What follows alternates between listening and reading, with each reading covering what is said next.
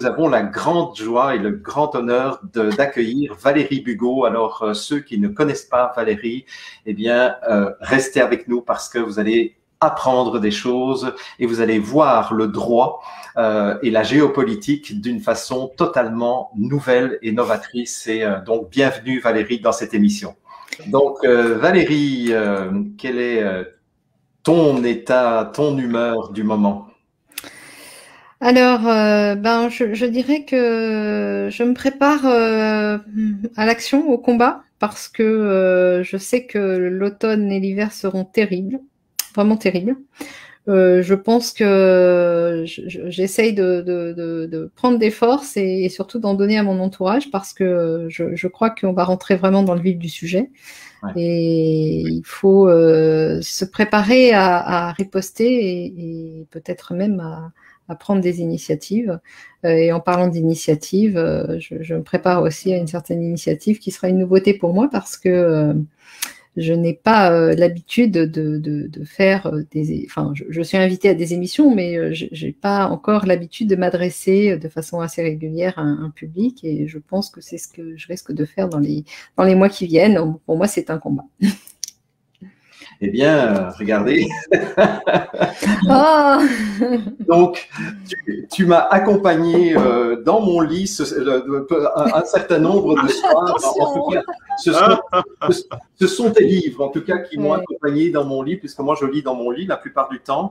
Et je dois dire que moi, j'ai vraiment beaucoup aimé cette spécificité que tu as, puisque bon, on sait que tu es docteur en droit, effectivement, tu es juriste, mais tu as une vision que tu pourras développer de toute façon dans quelques instants, une vision très particulière de la géopolitique sous l'angle du juridique, et c'est vraiment ça que j'ai beaucoup apprécié. Ce que j'ai beaucoup apprécié aussi, c'est ton souci pédagogique. C'est vraiment la pédagogie, la clarté didactique qu'on retrouve dans tous tes bouquins. Ça, c'est vraiment, moi qui suis pédagogue, qui ai un diplôme en pédagogie, je peux te dire que j'ai beaucoup apprécié.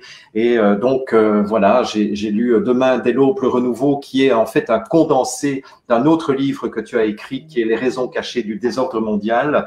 Il y a La nouvelle entreprise, il y a Du nouvel esprit des lois et de la monnaie, très très intéressant, écrit en collaboration avec Jean Rémy.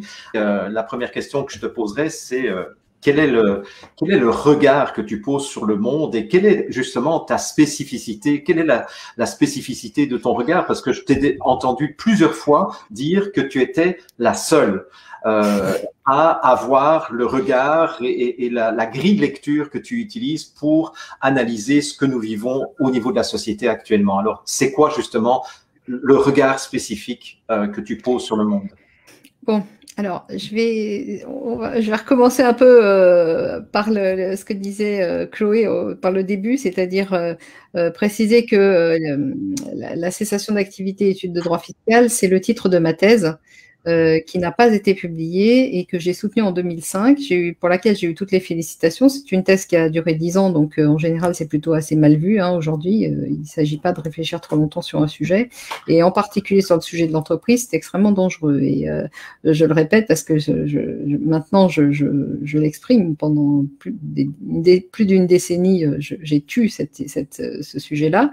Mais lorsque j'ai soutenu ma thèse, on m'a donné toutes les félicitations, toutes les meilleures mentions, à la condition exclusive qu'il n'y ait pas de carrière universitaire à la clé.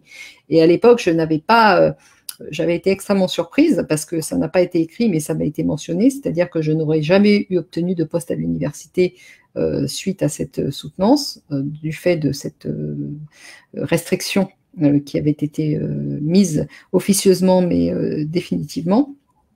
À toute carrière universitaire, et je dois dire que j'ai compris en fait les enjeux au fur et à mesure. J'ai compris les enjeux de cette histoire parce que si vous voulez, ce sont des représentants du lobby bancaire qui ont mis cette restriction.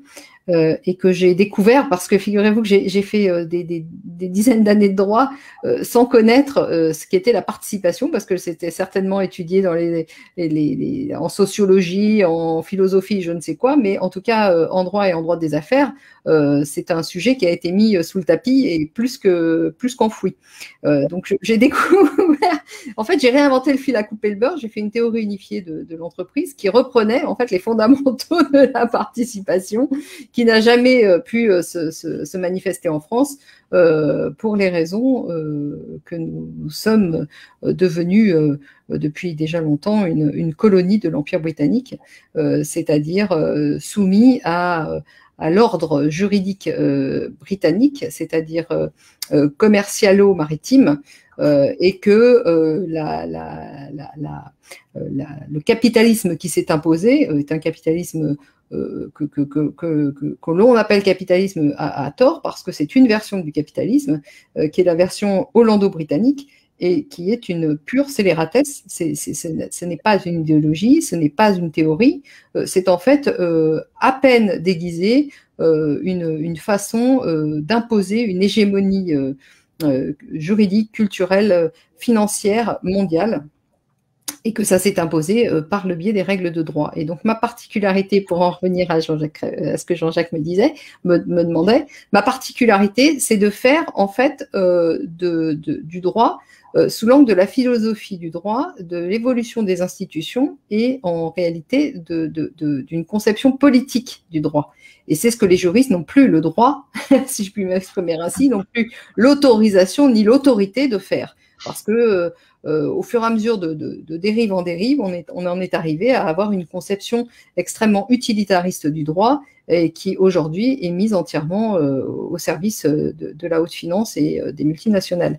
Ce qui n'a pas toujours été le cas, mais c'est une longue histoire sur laquelle je ne reviendrai peut-être pas aujourd'hui parce qu'il y a eu plusieurs étapes. Elle a évidemment commencé au moment de la Révolution française. Elle a eu une application à la fois politique et économique, c'est-à-dire elle a imposé une certaine façon de concevoir la vie économique et elle a imposé une certaine façon de faire de la politique, qui n'est plus de la politique justement. Donc il y a une double, si vous voulez, une double. C'est un système dont il est très difficile de sortir parce qu'il est très englobant et il est vraiment systémique. Et un élément ne va pas sans l'autre. Et c'est la raison pour laquelle je répète et j'assume qu'on ne peut pas changer ce système. On peut le renverser, mais on ne peut pas le changer, et en particulier pas de l'intérieur. Donc, si on veut changer le système, il faut changer de paradigme, parce qu'ils ont créé un paradigme, et ce paradigme est tout à fait contraire au développement de la vie et de la civilisation. Donc, si on veut revenir sur tout ça, il faut changer de paradigme. Et c'est ce que j'ai fait en proposant ma réforme des institutions et en expliquant qu'elle ne peut aller que de pair avec une réforme fondamentale de ce qu'on appelle le capitalisme, c'est-à-dire une réforme de l'entreprise, c'est-à-dire de la personnalité morale, personnalité juridique de type commercial et au-delà même de tout ce qui est entrepreneuriat, et avec une réforme fondamentale de ce qu'on appelle l'ordre juridique et en particulier l'état de droit, c'est-à-dire que l'état de droit aujourd'hui n'existe pas dans la mesure où il ne dépend que de règles de droit positif qui ne dépendent aucun principe intangible. L'état de droit ne peut exister que si nous retournons à une saine appréciation du droit qui est fondée sur la prééminence définitive de règles de droit naturel qui sont au service du vivant et qui sont entièrement tournés vers la découverte de notre environnement et non pas une conception idéologisante et artificielle de ce qui nous entoure pour servir des intérêts catégoriels particuliers comme c'est le cas aujourd'hui. Alors, tu parles de droit naturel et je me souviens que dans mes cours de philosophie, puisque j'ai fait aussi des études en philosophie, on nous a donné un cours de droit naturel pendant 30 heures, parce que c'est une branche de la philosophie, finalement, le droit naturel. Et c'est là où je me suis rendu compte qu'il y avait une perversion du droit qui était arrivée dans le sens, et est-ce que c'est au moment où on a donné aux entreprises les mêmes droits que finalement les personnes physiques, c'est-à-dire que les personnes morales et les personnes physiques ont commencé à avoir les mêmes droits, alors que initialement le droit était fait pour protéger les faibles, les sans-voix. Et là, tout à coup, il y a eu un glissement, non Alors, déjà, je voudrais rétablir la chose suivante. Le droit, au sens noble du terme, devrait comprendre la philosophie du droit, effectivement, et le droit naturel.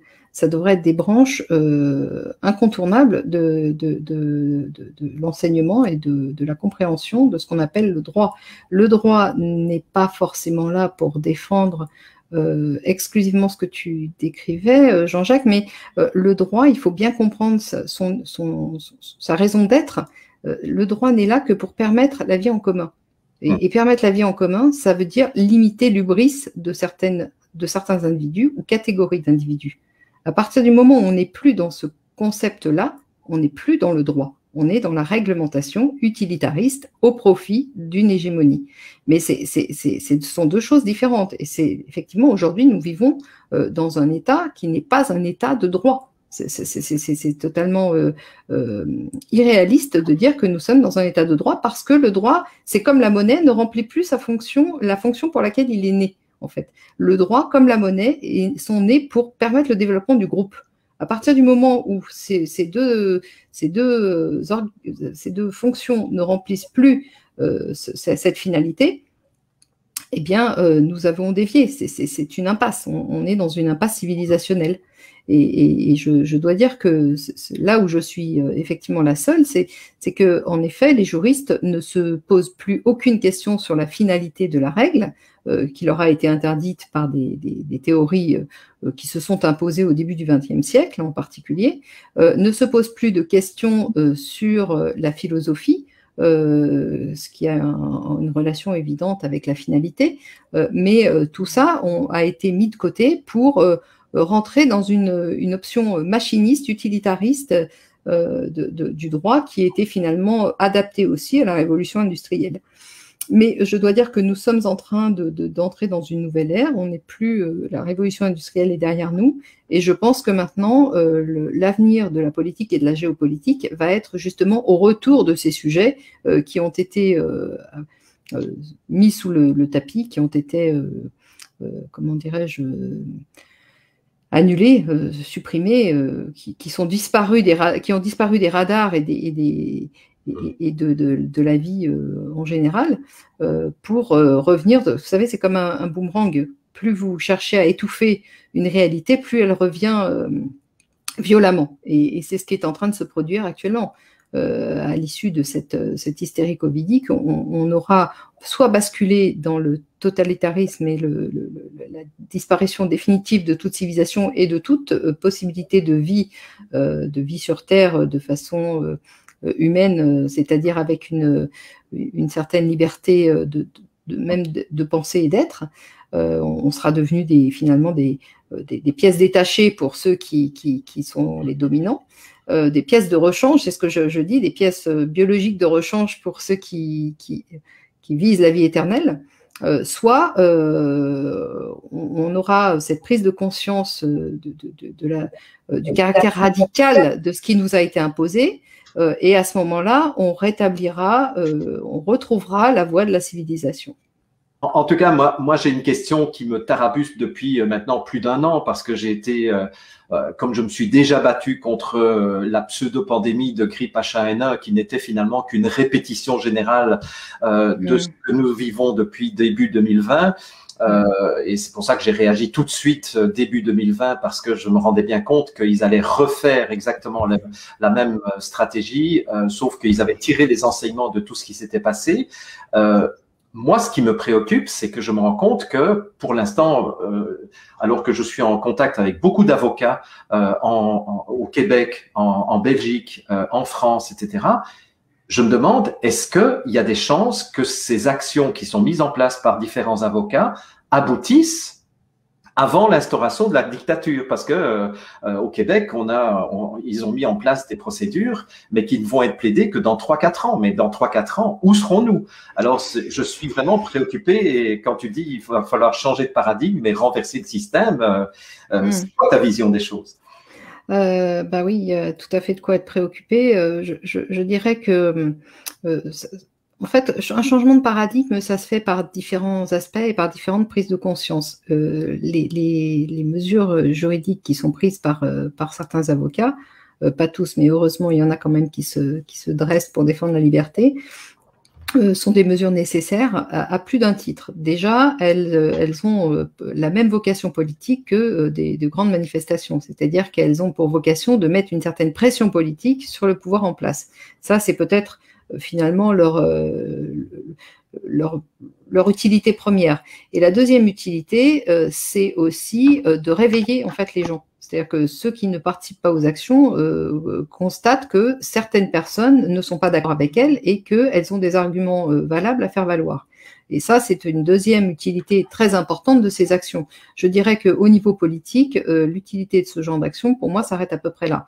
C'est-à-dire que je ne compte absolument pas, même une action gagnée ne nous fera, d'un point de vue de la civilisation et de la pente sur laquelle nous sommes engagés, que gagner un peu de temps. Si elle est perdue, ça sera encore moins efficace.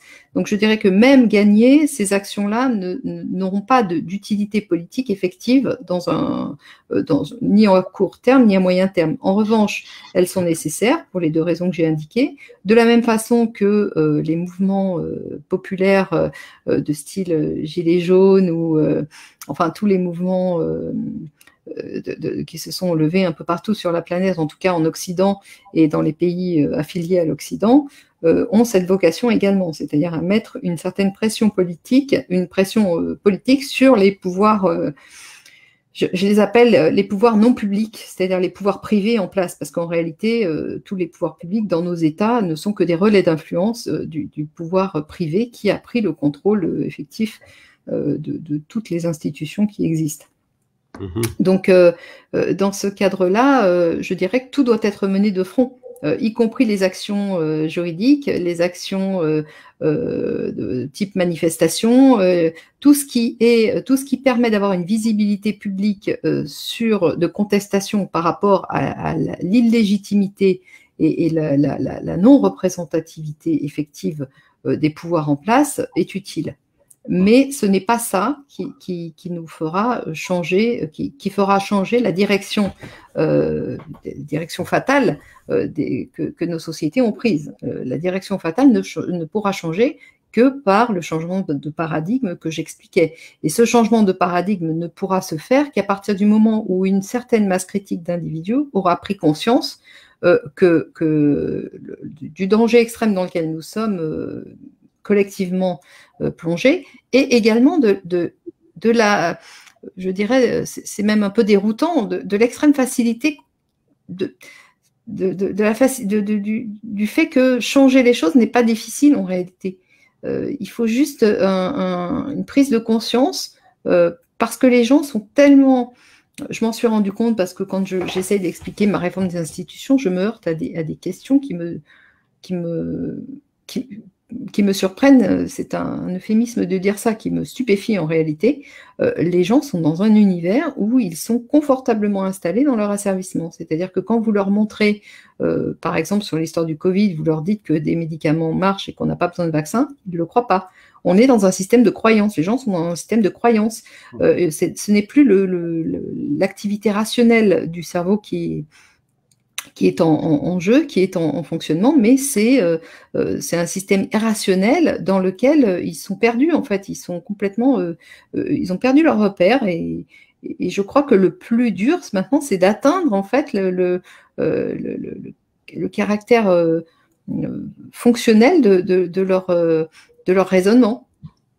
C'est d'essayer de toucher les gens dans ce qu'ils peuvent encore avoir de rationnel, parce que en réalité, le titan qui nous a servi est très très faible. C'est un géant au pied d'argile. Il a des points tellement faibles que l'abattre serait assez facile. Et c'est même déroutant, tellement c'est simple quand on y réfléchit. Bon, moi, j'ai beaucoup pensé à tous ces systèmes d'organisation, de politique, de rapport de force, mais très honnêtement, c'est pas compliqué. Enfin, je veux dire, il n'y a rien de très compliqué. On met de la complexité là où il n'y en a pas. Et si vous dites aux gens, vous pouvez vivre sans être asservis par les impôts, les taxes et tout ça, bah, ils ne peuvent pas croire que c'est vrai. Et pourtant, c'est vrai. Il suffit d'avoir un système monétaire efficient pour résoudre tous ces problèmes d'un coup. Alors, moi, j'ai une première question, justement. Valérie, tu es une des rares qui parle de la fraude du nom, du droit maritime, toutes les formes de droit, du droit naturel notamment. Donc, qu'est-ce que tu peux nous donner comme tips, comme outil clé en main pour nous sortir un temps soit peu, en tout cas par une procédure administrative ou autre, de cet asservissement institutionnalisé? Non.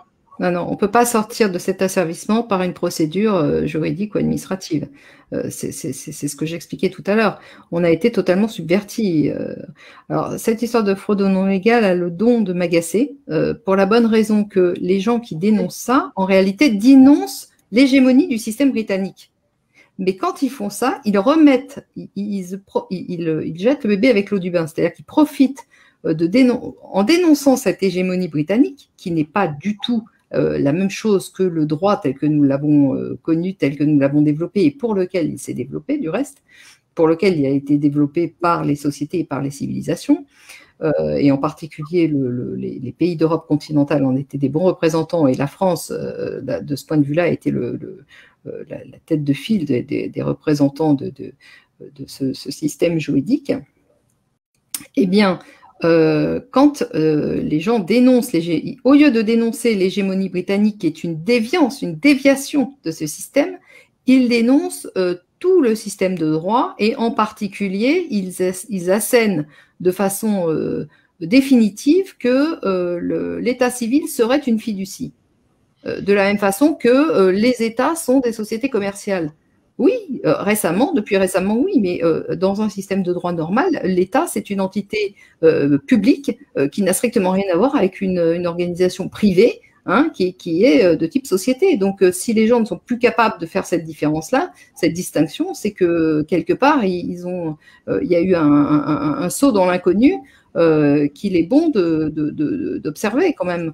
Je suis assez furieuse non pas que je ne dénonce pas, je suis la première à dénoncer cette hégémonie britannique malfaisante, d'origine britannique malfaisante, mais de là à aller annoncer que l'État civil est une fiducie, non, clairement non. De la même façon que l'État n'a jamais été considéré traditionnellement comme une société. C'est récent, c'est terrible.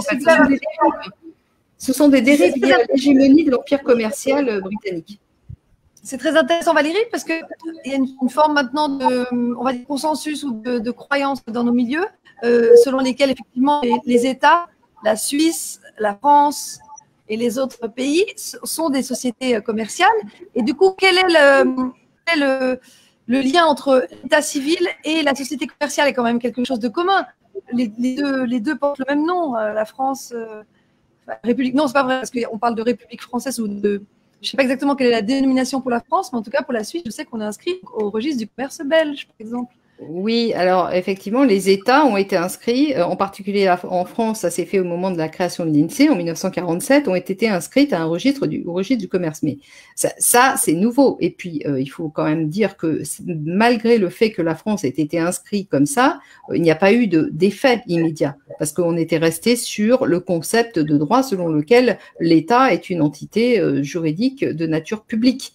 Donc qui n'a strictement rien à voir avec une entité juridique de nature privée. Donc cette distinction-là était encore faite dans les esprits. Ce n'est que récemment, et en particulier depuis que l'Union européenne a pris le dessus et depuis que notre droit civil a été subverti pour le rendre compatible avec les règles du droit commercial, que c'est devenu, je dirais, que cette inscription a eu des effets et a des effets dans la mesure où nous sommes maintenant tous considérés comme des particules commercialisables, que ce soit l'État ou l'individu. Mais une fois de plus, ça, c'est les règles de la domination. c'est parce que nous sommes soumis à l'empire commercial maritime dominant qui est d'origine britannique et qui est mené par la City. D'accord ? Ce n'est pas le droit traditionnel qui disait ça. En droit traditionnel, un État n'est pas une société. En droit traditionnel, l'état civil n'a strictement rien à voir avec une fiducie. L'état civil est là pour acter à un moment donné l'arrivée d'un élément nouveau dans le groupe, ou sa disparition, ou son mariage. Vous comprenez ? L'état civil, c'est pas une fiducie. Évidemment, ça s'est transcrit en fiducie, en particulier dans tout le droit anglo-saxon. Et aujourd'hui, on pourrait faire cette analogie aussi en droit français. Mais c'est une dérive, une fois de plus. Je m'érige contre la confusion des genres, contre la fusion entre le droit anglo-saxon et le droit continental de ce point de vue-là, parce que c'est deux conceptions de la civilisation différentes, et même je vais au-delà. Le droit continental est un moyen de développer une civilisation, tandis que le droit anglo-saxon, de ce point de vue-là, est un anti-droit et ne permettra jamais de développer une civilisation. C'est même le contraire, puisque en réalité, ce sont des règles qui sont là pour justifier et pour permettre l'accaparement. Toutes les civilisations du monde ont lutté contre l'accaparement. À partir du moment où vous érigez l'accaparement en règle légale, il n'y a plus de société possible, il n'y a plus de civilisation, c'est la fin. Donc je m'érige non pas que je ne dénonce pas cet état de fait, mais je le dénonce pour ce qu'il est, c'est-à-dire pour une dérive liée à l'hégémonie de la finance, liée au développement de l'Empire britannique. C'est quand même assez clair, ça devrait être clair pour tout le monde. Et je dois dire que cette histoire de fraude non légale est bien sûr partie du Canada parce que les Canadiens ont intégré le droit anglo-saxon depuis beaucoup plus longtemps que nous, et ils ne se souviennent même plus que le droit continental était autre chose. Nous, c'est plus récent chez nous et la subversion a été plus radicale et plus rapide. Ça s'est fait on a resté plus longtemps. Donc, si vous voulez, moi, j'ai été témoin de cette évolution, donc je peux en parler. Mais je m'érige contre le fait de fusionner ces deux types de droits qui n'ont strictement rien à voir. Qu'est-ce que tu peux nous dire sur cette quand même extraordinaire opération qui fait que des banquiers privés se sont mis à fabriquer de la monnaie qui n'existe pas, sur laquelle on paie des intérêts? C'est quand même la plus gigantesque escroquerie de ces derniers siècles. Qu'est-ce que tu peux nous dire? Enfin, la première escroquerie, c'est d'avoir subverti en fait le concept monétaire, parce qu'il y a deux choses qu'il faut bien considérer. Il y a d'une part le concept et d'autre le vecteur de la monnaie. Et en fait, les banquiers qui ont pris le contrôle du vecteur de la monnaie, en l'occurrence par le biais du contrôle de l'or, ils se sont arrangés pour adosser la monnaie à l'or, justement, qui est une matière première, l'or. Hein. Vous savez, les monnaies n'ont pas toujours circulé sous forme d'or. Hein. Ça a été aussi l'argent, ça a été le bimétallisme, ça a été dans certaines contrées les coquillages. Au départ, ça a pu aussi être le bétail. Donc, si vous voulez, il ne va pas de soi d'assimiler le concept monétaire à son vecteur qui est devenu, de façon maintenant systématique, l'or.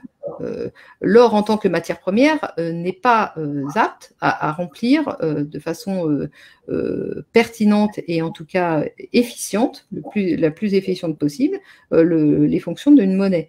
La monnaie a été établie au départ en tant que concept comptable permettant de développer les échanges, donc au service du groupe, d'accord ? Au service du groupe, permettant de développer les échanges, donc de développer le groupe, de développer le savoir-faire, le bien-être et tout ce qu'on veut. Donc en développant le groupe, on développe aussi la qualité de vie des individus qui appartiennent à ce groupe. Aujourd'hui, c'est pas du tout ça. La monnaie a été privatisée par des gens qui se sont accaparés le vecteur que représentait l'or, qui permettait de faire circuler la monnaie. Il y a eu au cours du Moyen-Âge une confusion entre le concept et le vecteur qui a permis aux banquiers de mettre définitivement la main sur le concept monétaire. Et à partir de ce moment-là, toutes les dérives ont été rendues possibles. Et aujourd'hui, nous sommes au bout de ces dérives, puisque même il y a très peu de banquiers qui comprennent ce que c'est que la monnaie, qui savent exactement ce qu'il en est. Ils ne sont là que pour rendre le service à leur le service de développement hégémonique de ceux qui contrôlent tout en haut, qui sont des personnes physiques, je le répète encore une fois, parce que cette imposture capitalistique en fait a permis de cacher qui étaient les décisionnaires réels, les bénéficiaires réels et les détenteurs réels du pouvoir. Et ces détenteurs réels, c'est quelques familles, quelques personnes, bien cachées derrière une multitude, toute une galaxie d'instances commercialisantes ou en tout cas d'organisations juridiques plus ou moins transparentes, mais de toute façon dont l'opacité vient de l'empilement des structures, quoi qu'il arrive, sans compter les paradis fiscaux, qui n'en parlons pas, alors là, c'est la cerise sur le gâteau. Mais si vous voulez, tout ça, c'est au service d'une hégémonie, d'une caste qui a pris le contrôle du monde. C'est ça qu'il faut comprendre. Je dirais que la monnaie ne rend plus le service, n'est plus au service du groupe, elle est au service d'une caste d'intérêt privé. Et tant qu'on n'aura pas compris ça, on ne pourra pas revenir en fait sur ce qu'est une monnaie saine. Et moi, c'est en comprenant ça que j'ai fait ma proposition aussi de réforme monétaire. Je suis aidée en cela par quelques personnes, mais cette idée de réforme monétaire vient du fait que, justement, je sais d'où les dérives sont parties. Et elles sont en particulier parties de la base, qui est que la monnaie n'est pas un bien matériel, mais est un concept au départ, un concept comptable. Moi, Valérie, si je peux me permettre, d'après David Graeber, qui a écrit Dette 5000 ans d'histoire, il explique dans ses recherches qu'il était anthropologue, on peut parler de lui au passé puisqu'il est mort il y a peu de temps. Eh bien, il parlait de la création de la monnaie au départ, venant de 3 foyers, l'Inde, la Chine et le tour de la mer Égée en moins 500, moins 600, pour permettre aux souverains des lieux en question de s'accaparer les terres des pays conquis, et il aurait imposé la monnaie en même temps que l'impôt pour que les soldats, au lieu de transbahuter toutes leurs ressources, tous leurs vivres, puissent les acheter avec cette monnaie. Et pour que les paysans ou les producteurs acceptent la monnaie, il fallait l'impôt qui était justement imposé avec cette monnaie que les producteurs, que les locaux devaient rendre. Je ne sais pas si je me fais comprendre. En tout cas, c'est comme ça. Oui, alors moi, oui, alors lui, je ne l'ai pas lu et je n'ai pas fait de recherche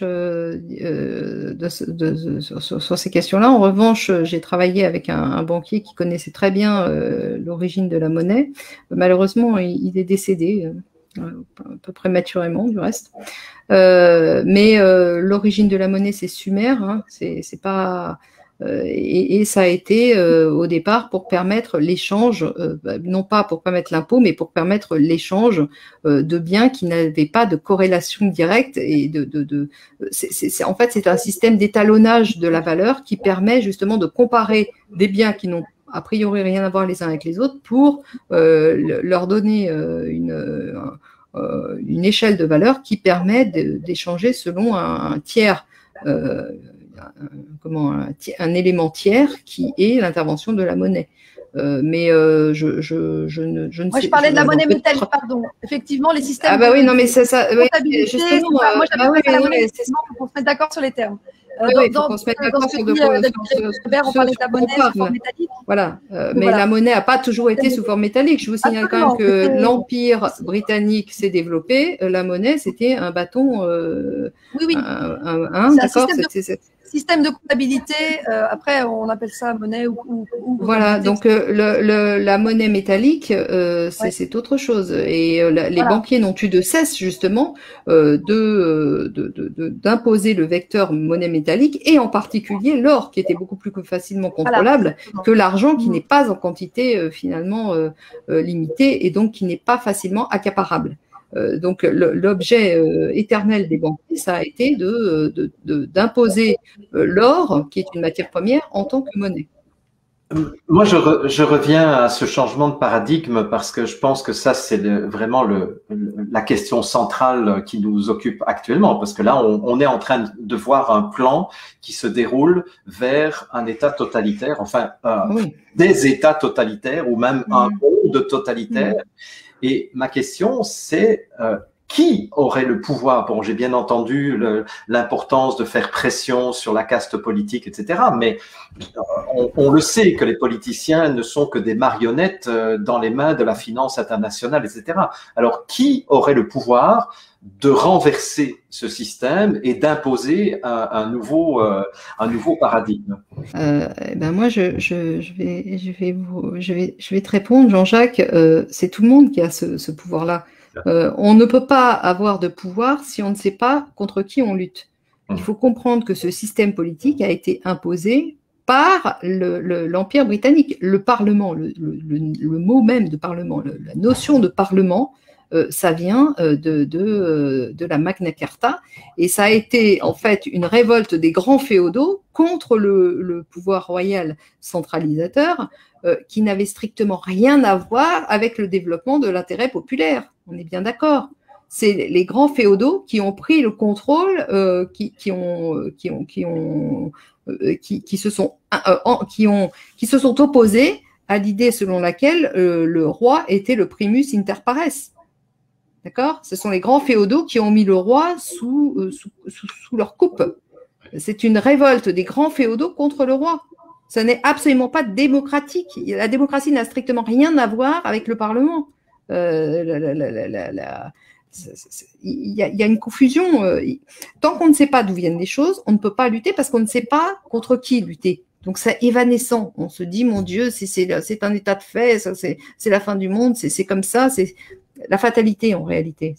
Et c'est comme ça que c'est justement en empêchant la connaissance, en empêchant la compréhension des phénomènes et leur origine. C'est la raison pour laquelle dans tous nos pays, l'histoire a été quasiment bannie, mise sous cloche, parce que tant qu'on ne connaît pas l'origine des choses, on ne sait pas comment lutter, on ne sait pas contre quoi lutter. À partir du moment où vous savez que votre ennemi, c'est l'empire maritime britannique, de type commercial, que le commerce a été peut-être son arme la plus efficace de développement, vous savez contre quoi lutter. C'est très simple en réalité. Donc, il faut lutter contre le parlementarisme qui est une arme politique d'asservissement des peuples, et il faut lutter contre le prétendu capitalisme qui est une imposture destinée à cacher l'hégémonie politique des grands financiers. Donc, à partir de ce moment-là, vous avez un terrain de jeu qui devient beaucoup plus clair. Et vous pouvez vous positionner les uns les autres et vous pouvez entreprendre une lutte qui sera efficace, qui aura en tout cas les moyens de lutter. Parce qu'aujourd'hui, toutes les luttes qu'on nous impose, on nous impose une guerre dans laquelle l'adversaire maîtrise le terrain, les armes et les dates. Comment voulez-vous gagner quoi que ce soit dans ces conditions? Il faut comprendre que toutes les techniques de guerre militaire sont appliquées aujourd'hui aux populations civiles. Tant que les populations civiles n'auront pas compris ça, elles ne pourront rien faire du tout, ni gagner, ni se battre, ni rien. Elles sont dans la confusion. Donc, ce qu'il faut évidemment développer, c'est la connaissance, l'origine des problèmes, savoir d'où ça vient, qui est notre ennemi. Notre ennemi, évidemment, en France, c'est pas Macron, pas du tout, parce que Macron, il sera remplacé par 100 000 Macron.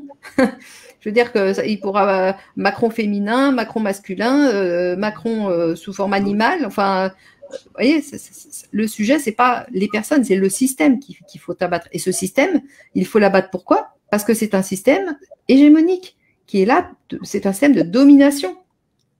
Point barre. C'est pas un système qui est là pour permettre le développement des populations et de permettre la civilisation. Dans la civilisation, c'est l'anti-civilisation, ça. Ce système, il contredit directement toutes les règles qui permettent de développer une civilisation. Est-ce que, selon toi, l'hégémonie de la City ou de l'Empire britannique est consolidée par justement le droit maritime? Est-ce que maintenant, les financiers internationaux qui tiennent le monde ont les moyens légaux de faire ce qu'ils font, d'avoir cette hégémonie sur nous tous? Ou est-ce qu'en plus, ils utilisent la force, l'intimidation, évidemment les médias, les banques? Ils utilisent tout. Mais en fait, le droit et l'arme, le droit et l'imposition du droit commercial comme norme, comme règle permettant de réguler, de gérer les sociétés, c'est l'arme la plus efficace.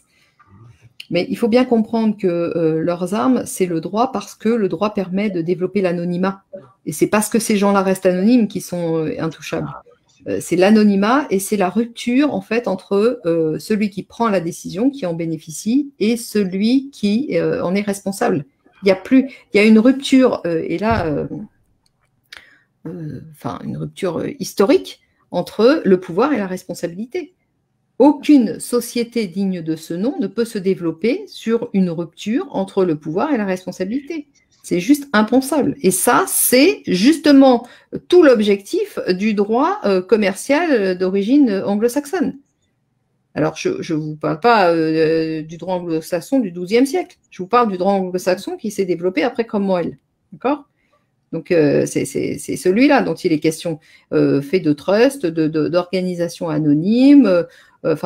Bon, et ça s'est développé au fil du temps, ça s'est complexifié, diversifié avec les paradis fiscaux, etc. Mais je dirais que son essence, c'est l'hégémonie. Donc, ils utilisent tous les moyens pour imposer leur hégémonie. Et le moyen le plus efficace, c'est l'anonymat. Alors, à propos d'anonymat, est-ce que toi, tu as la liste des tenants du monde? Non, mais je dirais, Chloé, que c'est même pas intéressant d'avoir cette liste. Parce qu'à partir du moment où vous démontez leur système, la liste n'est plus importante, ils ne représentent plus rien. Ces gens-là ne sont plus rien. Ce qui compte, c'est de démonter leur système, de les désarmer, en fait. D'accord? Alors après, il y aura des problématiques de responsabilité qui se poseront. Et ça, c'est vrai. Donc, il sera intéressant d'en savoir plus. Mais ceux qui tirent les ficelles sont très peu nombreux. Très peu nombreux. Oui. Par contre, il y a beaucoup de relais d'influence. Ça, c'est vrai. Et les relais d'influence ont aussi une charge de responsabilité à assumer. Ce qui est vrai. Mais nous, dans notre situation aujourd'hui, le plus important n'est pas de faire des listes. Le plus important est de démonter leur système pour les désarmer. Et puis d'autre part, je ne sais plus, je voulais dire quelque chose tout à l'heure en rapport avec une question, je crois que de Jean-Jacques, mais ça m'a échappé, je suis désolée. Je suis partie sur mon élan et j'ai perdu le fil.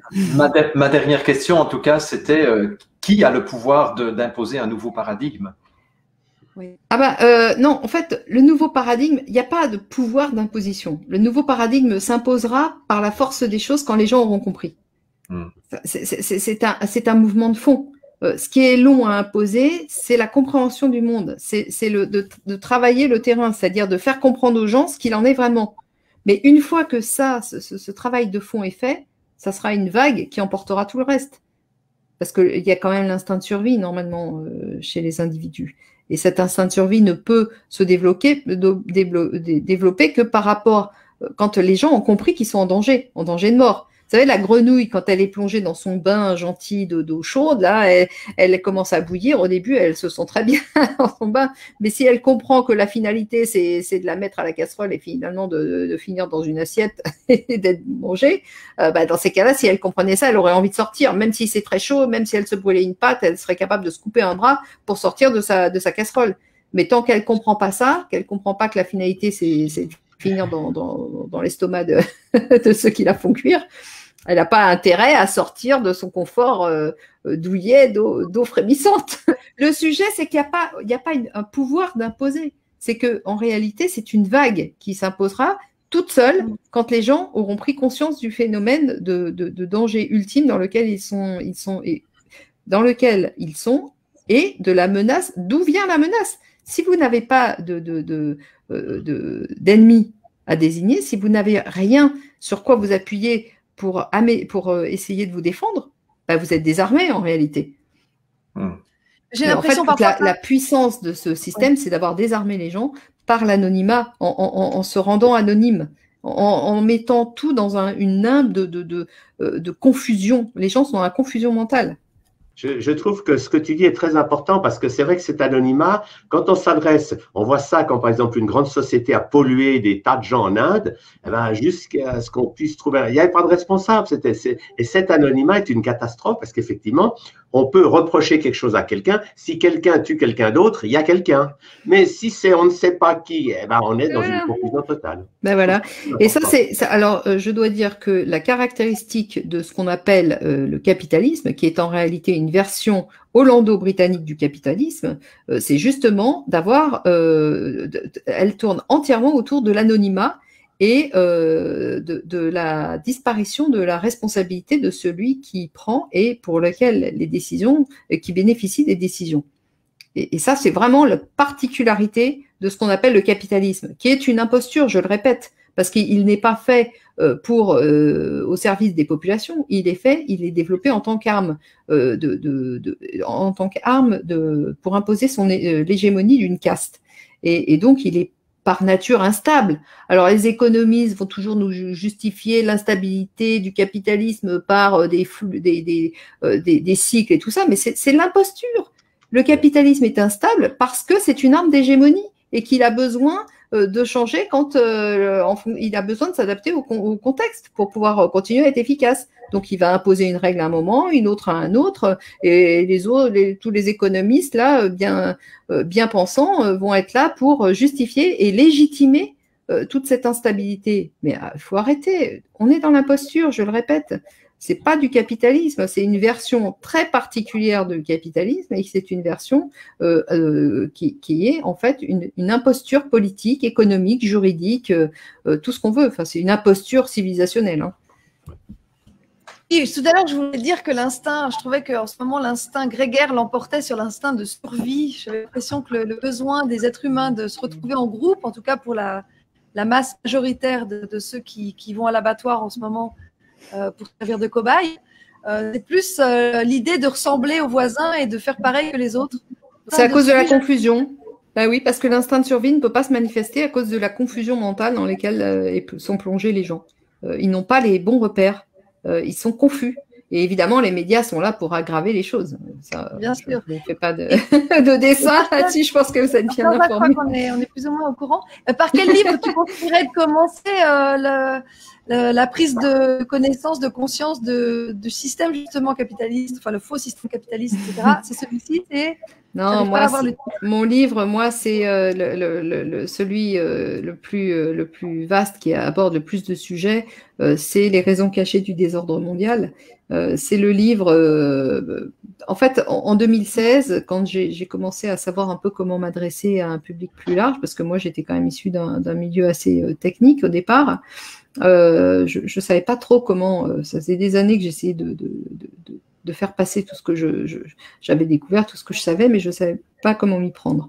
Et quand en 2016, j'ai commencé toute ma série de décryptage du système économique global, j'ai abordé différents thèmes. Donc, évidemment, l'entreprise, c'est un des gros sujets, mais il n'y a pas que l'entreprise, il y a aussi les paradis fiscaux, il y a en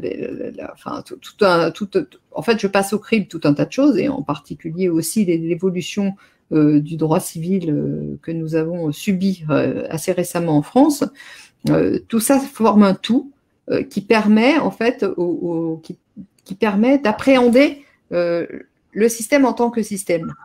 Et c'est pour ça que si je recommandais un livre, je recommanderais celui-là. Je voulais aussi, j'en profite parce que ça me fait penser à ce que je voulais dire à Jean-Jacques plus tôt. Je remercie beaucoup de me féliciter pour mes qualités pédagogiques, parce que je ne savais pas du tout que j'en avais. Et en réalité, je pensais pas du tout. Enfin, j'essaye de faire comprendre des choses, mais je ne sais pas si j'y arrive. Donc, ça me fait toujours plaisir quand on y arrive bien. Plusieurs personnes disent, malgré tout, on n'est pas sorti de l'auberge. Malgré tout, ben alors concrètement, comment on fait pour s'attaquer à des gens qui sont anonymes, qui sont derrière et qui pour l'instant, possèdent pratiquement tous les leviers, puisque ils ont la séparation des pouvoirs n'existe quasiment plus. Hein, elle n'a jamais existé. Oui, elle n'a jamais existé. C'est une imposture de plus, ça.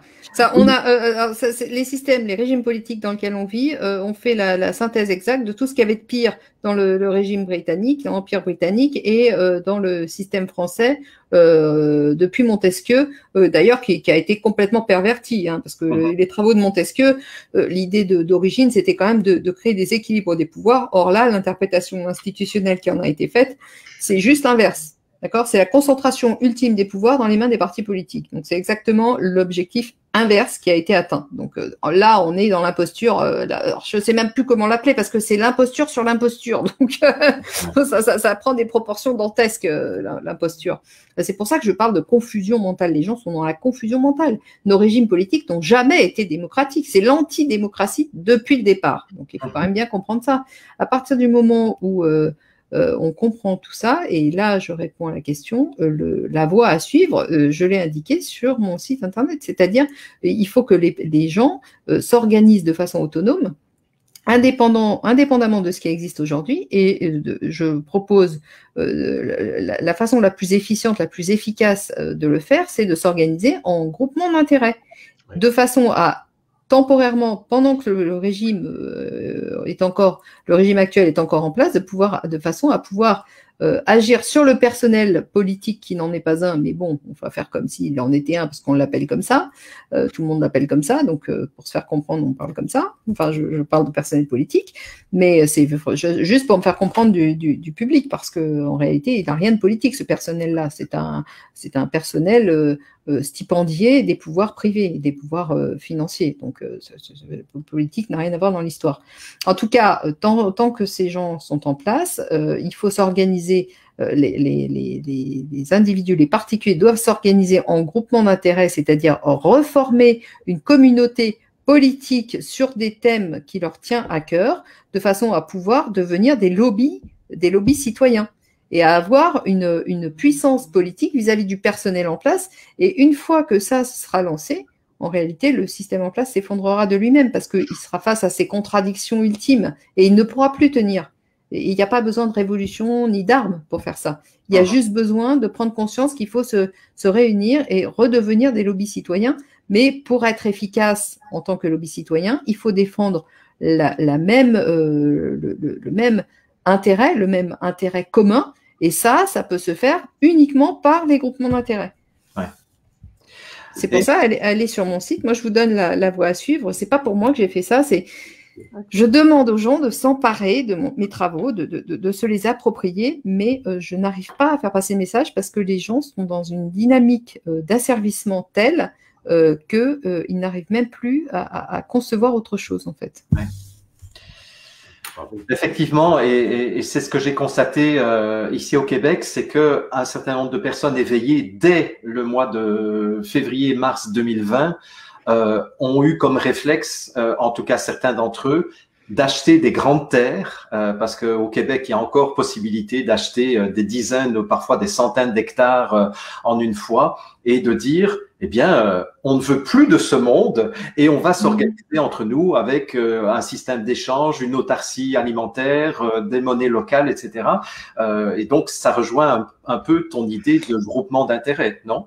Oui, effectivement, mais oui, il y a plusieurs moyens, effectivement, ça peut en être un aussi, mais je dirais que à partir du moment où vous reformez des petites communautés autarciques, vous restez dans un concept petit, c'est-à-dire vous n'aurez jamais la force politique et la force militaire d'un État, alors que si vous pratiquez comme je le propose, vous pouvez renverser l'État et tout de suite prendre sa place, c'est-à-dire remplacer l'État non politique par un État politique. Et c'est la raison pour laquelle je préconise plutôt ma méthode.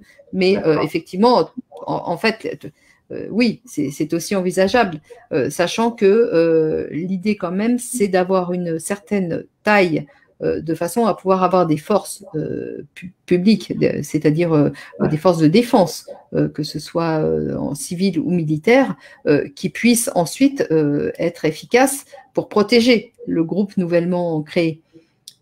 Et c'est exactement la raison pour laquelle je préconise plutôt les groupements d'intérêt. Mais ceci étant, je ne suis pas du tout de nature dictatoriale, et si d'autres font autrement et que ça marche, eh ben, tant mieux. Voilà. En tout cas, merci beaucoup pour ces éclairages, Valérie Bugeaud. Et donc, ton site internet, c'est valeriebugeaud.com, je pense. valeriebugeaud.fr. Ah, bah oui, c'est la différence. Moi, j'essaye d'éviter les .com parce que justement, je n'aime pas le droit commercial anglo-saxon. D'accord. Donc, valeriebugeaud.fr, vous avez le nom de Valérie à l'écran, et je vous encourage vraiment à aller examiner toutes les ressources que Valérie met en place pour l'instant pour vous.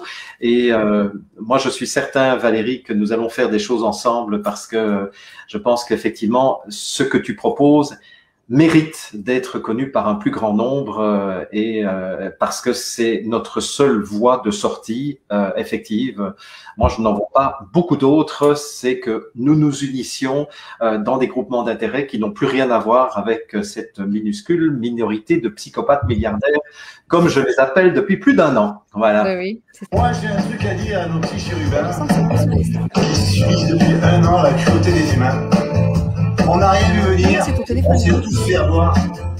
Mais on va se ressaisir. Il n'est jamais trop tard. À tous les enfoirés à qui on faisait confiance, qui nous ont amenés à réduire au silence. Des enfants pétrifiés jusque dans leurs vacances. Nous savons maintenant toute la manigance. Aujourd'hui, on n'a plus le droit. C'est comme si on ne savait pas. Et maintenant, il faut agir, se soulever, désobéir. Écouter simplement son cœur et tous ensemble